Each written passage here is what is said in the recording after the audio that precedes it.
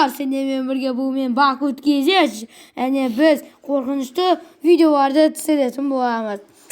Сіздердің ауданыңызда көптеген қорқынышты видеолар тұр. Қараңыздаршы.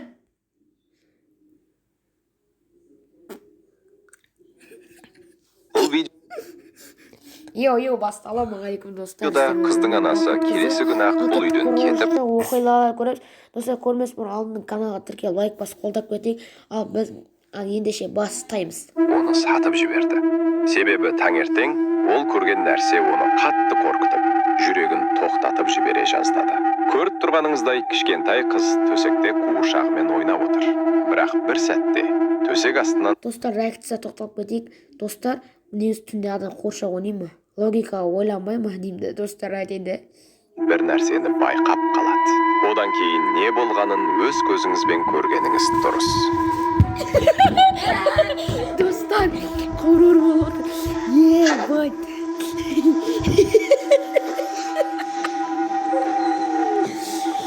Түнде машинаңды тоқтатып, терезеге қарағанда, мынандай нәрсе қарап тұрса, далаға шықпа. Достар, басталды. Бұл бақырау елесі бұл. Неге біз қорқып қашқанымыз айтайын ба? Ана жерде үйдің алдында біреу қалады, қаштық қой достар. Молодец. Бұл мүмкін. Бұл елестің негізгі белгілері көзі қызыл, терісі қара болып тұрады. Көбінесе жолда, трассада жүреді. Жаяу келе жатқан әлемдегі ең қорқынышты болған дыбысты естігенсіз бе? Менің ойымша 90% адам бұл дыбысты өмірінде бір рет болсын естіп көрген. Жүрегі нәзік адамдар болса, бұл видеоны өткізіп жіберсеңіз болады.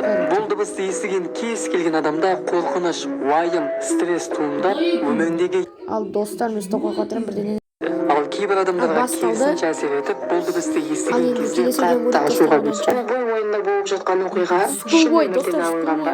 Яғни оны үйден шығармай қамап қойғаны, мамасы мен папасы оны аямай ұра беретіні, соңында үйінен қашып кетіп осы маньякқа ұсталғаны немесе суға батып өлгеніне дейін.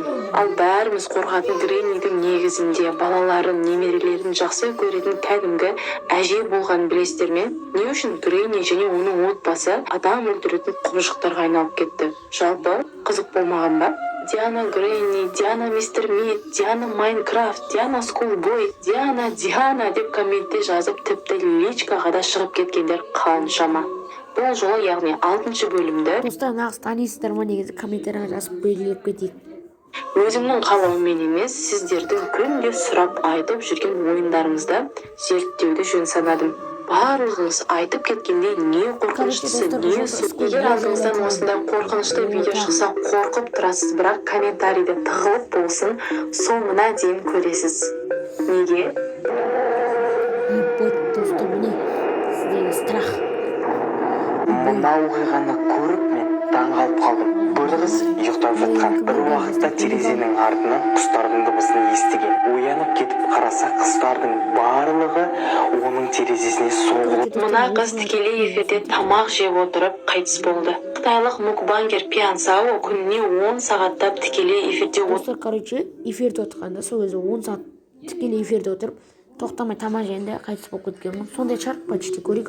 және сол 10 сағат бойы тек тамақ жеп отырған. Бір жегенде 10 килодан көп жеген екен. Оның атақтылығы артқан сайын тамағының порциясы да артқан. Ата-анасы қыздарының бұндай бизнесіне қарсы болған екен. Өйткені Пьянсаоның салмағы 120 килодан асып, денсаулығы нашарлап кеткен екен. Бірақ ата-анасын тыңдамай күнде эфирге кіріп тамақ жеп отырады. Бір эфирінде тамақ жеп отырып ішек жолдары қанап кетіп ауруханаға түсіп. Үйдің қасында, контордың қасында отырды.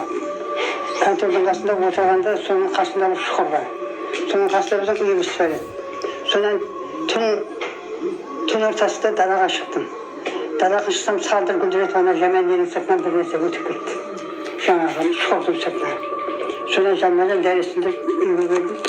Үйге келіп азанда тұрсам аузым қышарып кетті. Сосын аузым қышағасын шалым сөйтіп доғдырға туалетке баратқанда бір шайтанға қап ұстаған бір адамды көргенмін деп соны жайлы айтып отыр. Доғдырға бармай қара дүкенге барамын деді. Сонан соң қара дүкенге бардым. Мына қорқынышты дыбысты көп адам естіген шығар. Бұл дыбыстың түп нұсқасы кәдімгі мысықтың мияулағаны. Өкінішке орай бұл дыбыс жазып алынғаннан соң мысық көз жұмған. Ал оның иесі мысығын еске алып тұру үшін дыбысты баяулатып, дәл осы аудионы дайындайды. Егер бұл дыбыстың оригинал нұсқасын тыңдағыңыз келсе, жай ғана бұл видеоны 2х-қа қойыңыз. Қайтыс болмас бұрын бір өзімен өзі бөлмеде отырып мияулаған. Сол кезде оны видеозаписке жазылып қалған, сосын оны мияусын естіген. Сол кезде мысықтың мияулағаны естілді. Бұны айтудың уақыты келді. Қазір мен бір қорқынышты оқиға немесе қызық ақпарат айтайын деп тұрған жоқпын. Мүлдем басқа нәрсе айтамын. Өздеріңіз де байқайтын шығарсыздар, көбінесе атақты адамдар, блогерлер, әншілер хейтерлерге назар аударып жатады. Әншілер әндерін хейтерлерге арнап жатады, блогерлер тек хейтке жауап беріп жатады. Ал мен комментте мені қолдап, менің хейтерлеріммен қырылатын оқырмандарым жайлы айтқым келіп тұр. Менің әрбір видеомда хейт деген толып жатыр. Білмеймін, біреуде біреудің ақысына кіріп кетпедім. Жай ғана жан-жақта болып жатқан оқиғалар мен жаңалықтармен бөлісіп отырам, болды. Ең главный хейт ол мені өсекші дейді. Жоқ, сонда телевизорда жаңалық жүргізіп отырған журналистер де өсекші ма? Олар да біздегі немесе басқа жақтағы оқиғаларды айтып отырады ғой. Так, в общем, мені қорғастайтындарға таң қаламын. Біз таныс емеспіз, көріспегенбіз, бірақ мені қолдауларыңыз керемет қой. Кешірерсіз, мені 10 минут бойы бір жігіт артымнан аңдып жүр. Өтінемін, уақытша сіздің үйіңізге кіре тұрсам болады ма? Әрине, кіріңіз. Бұл әйел шынайы өмірде нағыз қорқынышты фильмге тап болғандай. Ол жұмыстан үйіне күндегіше тыныш қайтып келе жатқан. Бірақ бір сәтте оның артынан күдікті ер адамның еріп келе жатқанын байқады. Өзін аңдушыдан құтылып, жасырынамын деген үмітпен жақын маңдағы үйлердің біріне қашып келіп, есігін қатты қаға бастайды. Барлығы дұрыс па?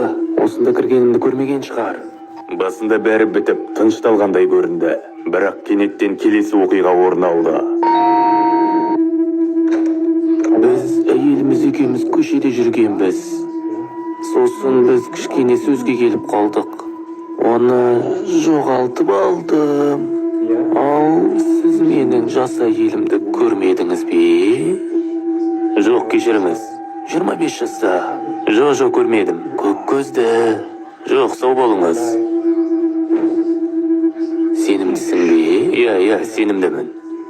Сау бол. Одан кейін ер адам қорыққан әйелге аңдушының кеткенін айтып, жақсы жаңалықты жеткізу үшін жанына келді. Бірақ сол сәтте тағы бір қорқынышты жағдай орын алады. Болды, кетті, уайымдама. Шынымен де кетті ме? Иә, кетті, уайымдамасаң болады. Бұл оқиғаның жалғасы бар. Егер Достар, шошып кетіп қапет. бұның қалай аяқталғанын білгіңіз келсе, комментарияға жазыңыз. Және осы оқиғаны жіберіп алмау үшін менің парақшама жаз. Балам, жын деген бар ғой, ол ертегі емес. Алла жаратқан мақұлық. Көрінбейді, бірақ қасыңда жүреді. Кейде адам түнде жалғыз отырғанда не көңілі түсіп, не ашуланып отырса, дәл сол сәтте жын келеді дейді. Кәдімгідей етің шымырлап кетеді. Жын жайлай толып тұр. Бір күні ұйқыңыздан оянасыз да, бірақ адамдардың түрлері осындай болып көрініп тұрады. Туыстарыңыз Анасын өлтірген оқушы. Бұл 15 жасар бала өте озат оқушы болады. Мектептің бетке ұстары. Қаншама жарыстарға барып, биік белестерден көрінген бұл оқушы мектептің беделін көтереді. Мұғалімдері жақында шок болды. Барлығы мақтап жатқан оқушы түннің бір уағында туысқандарына звондап, менің анамды біреу пышақтап өлтіріп кетті деген хабарламаны айтады. Туысқандары полицияны шақырып, өздері де сол адреске барады. Есікті ашып қалса, үсті басы қан қолында пышағы бар баланы көреді. Сөйтеді де ішке кіріп қараса, пышақталған бір әйелді көреді. Дәрігерлер бірден бағанағы әйелді тексеріп көріп, Самолетта болған қорқынышты оқиға. Мына әйел самолеттің ішінде ешкім байқамаған жағдайға тап болды. Самолет ұшуына бірнеше минут қалған кезде артқы жақтан жаңағы әйел айқайлап шығады. Оның айтуынша ол жерде шынайы емес адам отыр екен.